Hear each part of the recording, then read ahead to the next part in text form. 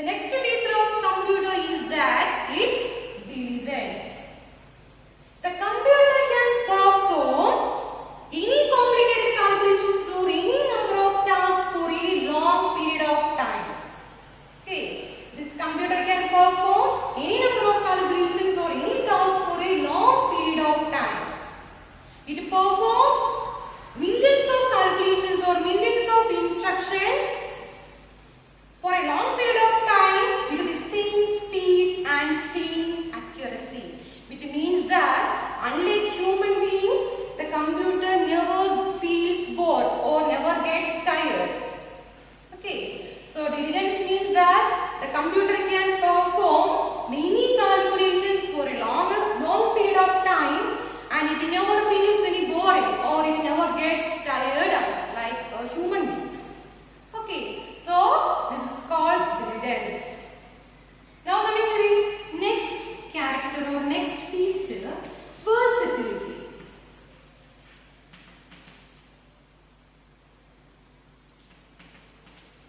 Okay, versatility. Do you know what is versatility?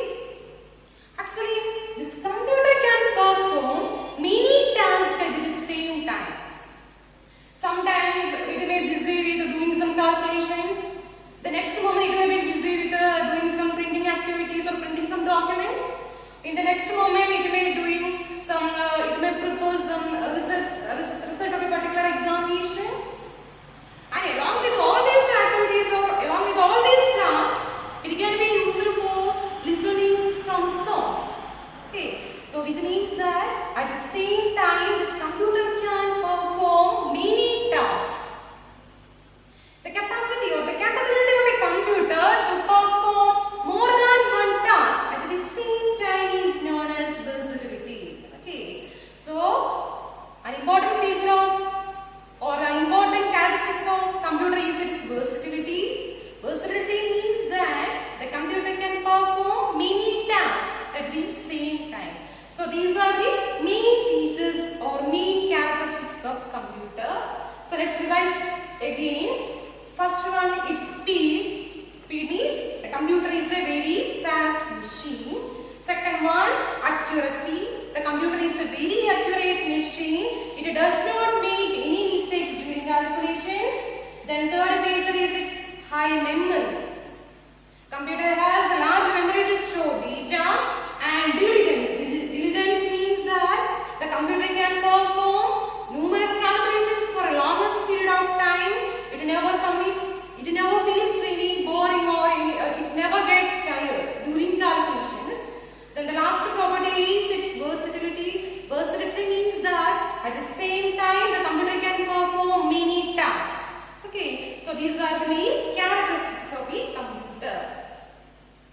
This computer also has some limitations. This computer also has some limitations. Do you know what are the limitations of a computer?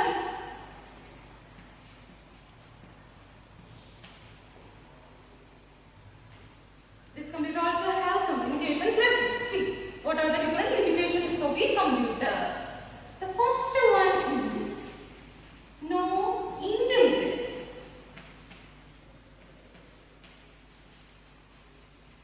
Okay, the first limitation of computer is that it has no intelligence. Actually, this computer does not have any intelligence of its own. Why? Why it does not have any intelligence of its own? Because it is a machine. We should give instructions to the computer for doing any activity, which means that this computer is dependent on the user for doing even a simple or doing even a small task. Okay, so the first limitation of computer is that it has no intelligence of its own. Okay, then second one, no feelings.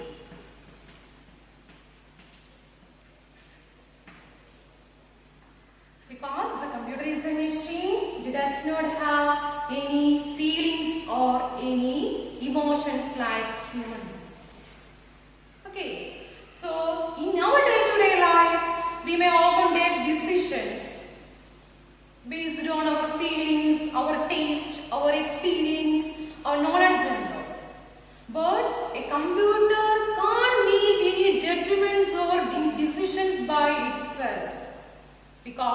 it does not have any feelings or emotions. So these are the two limitations of computer. First one, it does not have any intelligence of its own because it is a machine, and also it does not have any feelings or any emotions. Okay, so these are the characteristics and these are the limitations of the computer. Okay.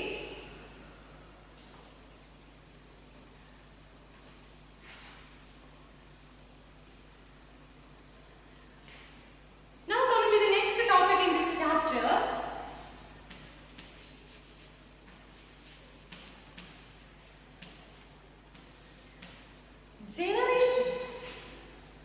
Dear students, do you know what the term generation means? Actually, in terms of time, this generation means age group. Okay, in terms of time, this generation means age group. I will show an example. Suppose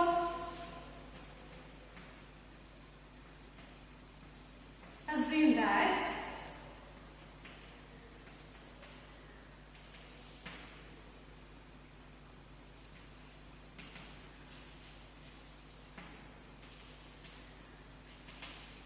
is yours.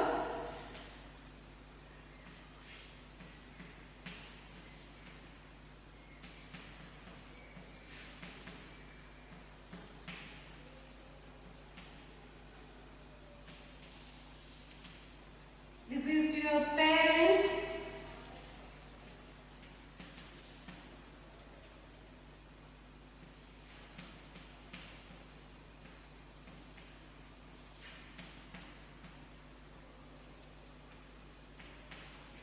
It's your grandparents.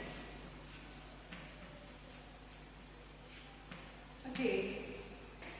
It's your parents and it's your grandparents. Actually, you are the child of your parents, right? You are the child of your parents. Similarly, your parents are the child of, or your father is the child of your grandparents. You are the child of your parents, and similarly, your father or your mother is the child of your grandparents. So here we can say that your parents are in the first generation of your grandparents. Okay.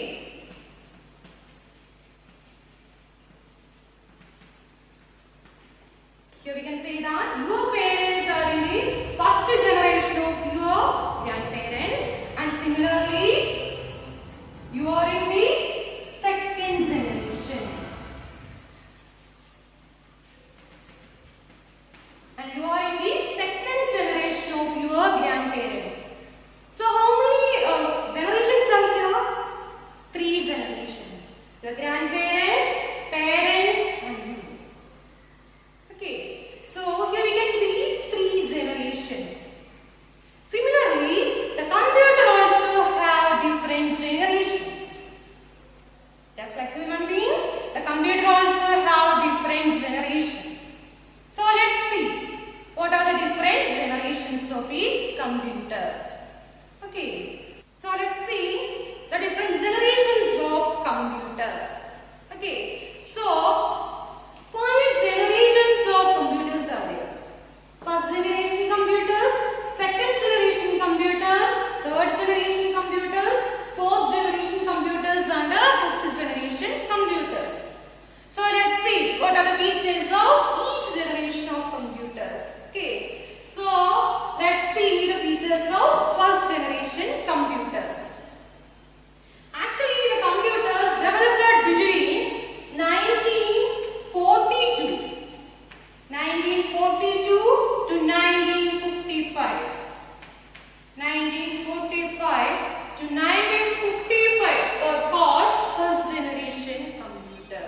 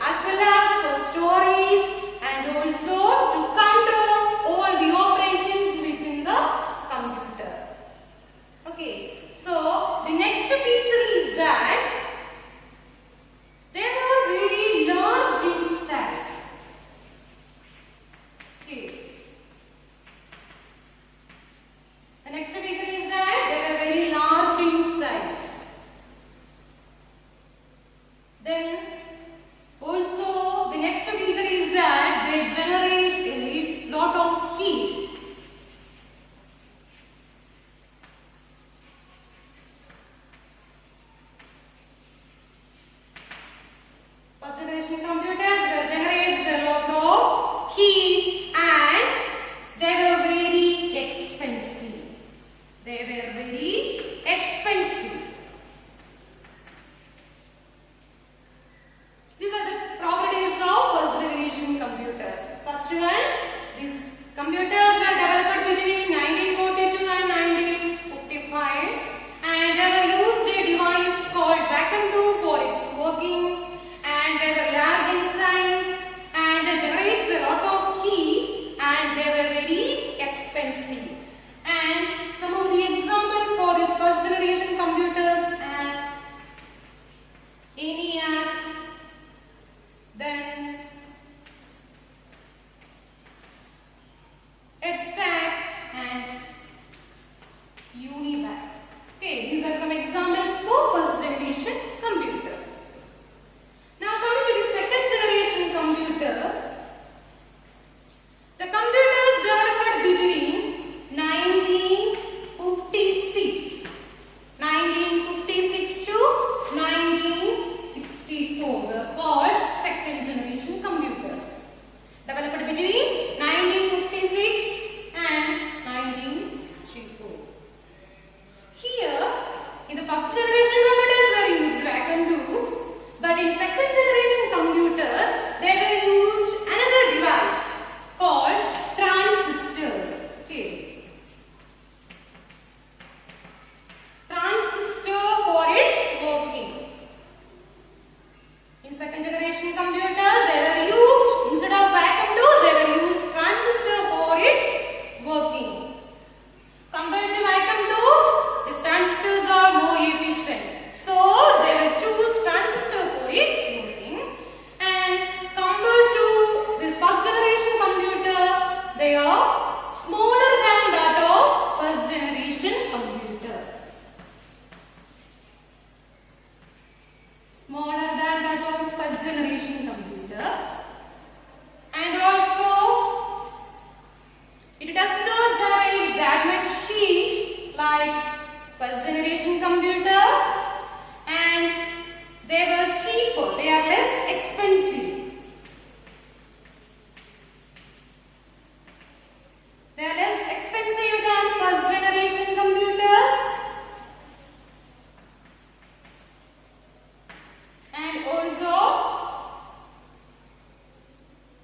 it is more, the second generation computers were more efficient than the first generation computers. Okay, so in second generation computers, instead of vacuum tubes they were used a device called transistor for its working, and the size, first generation compared to first generation computers, they were smaller than that of first generation computers, and they does not generate heat like first generation computer, and they are less expensive than first generation computers. Some of the examples for first generation computer is ENIAC 1401 and IBM 700. These are the examples for second generation computers. Okay. So now coming to the third generation computer, they were developed between 1965 to 1971. Okay. Third generation computers were developed between 1965 to 1975. Here, in first generation computer they were used vacuum tubes. In second generation computer they were used transistors. Here instead of transistors they were used a new technology called integrated circuits or ICTs. Okay, integrated circuits.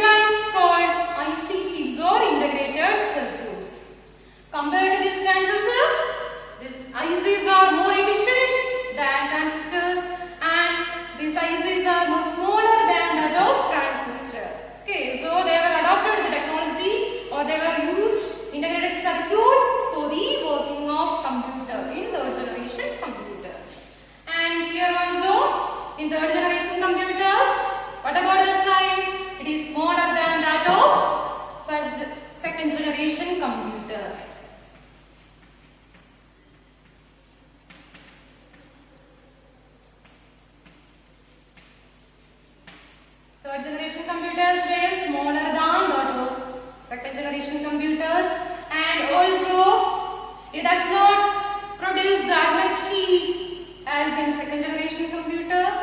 Then it is less expensive than the second generation computer. Third generation computers are less expensive than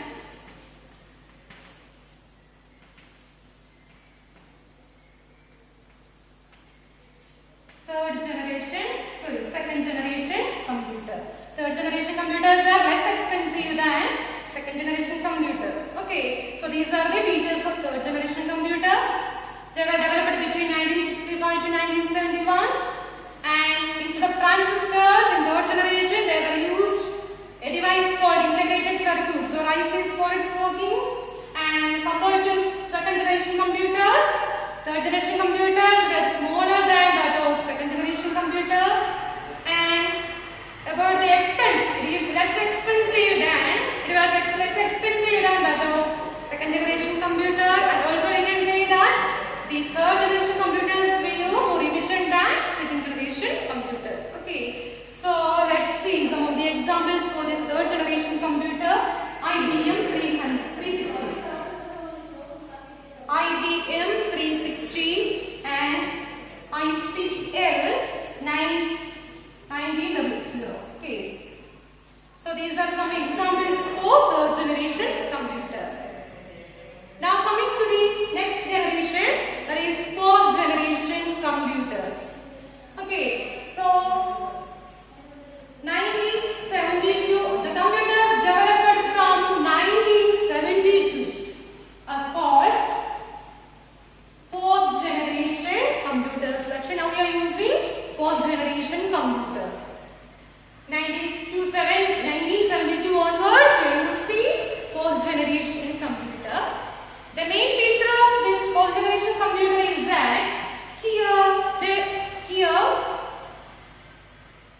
we use a device called microprocessor.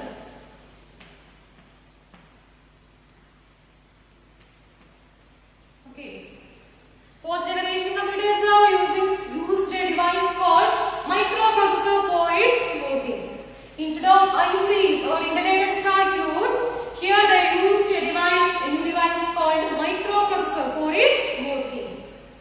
And all other features about the size, compared to third generation computers, they are smaller than the fourth generation computers are smaller than that of third generation computer.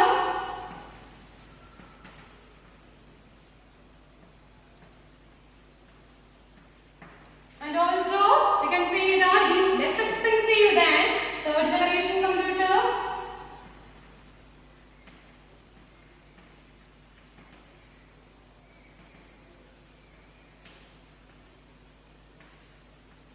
Okay, and it is more efficient than third generation computer. Okay, so the computers developed from 1972 onwards are called fourth generation computers.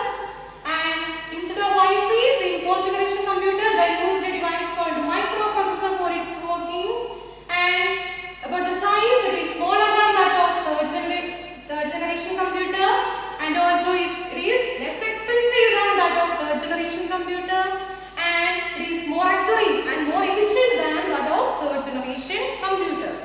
Okay, some examples are IZ200.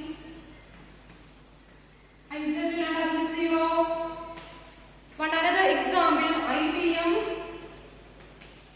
4300. These are some examples for fourth generation computers. Now coming to the last generation, fifth generation.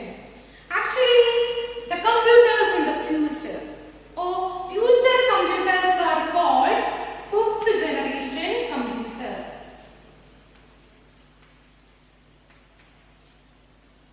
Okay, the computers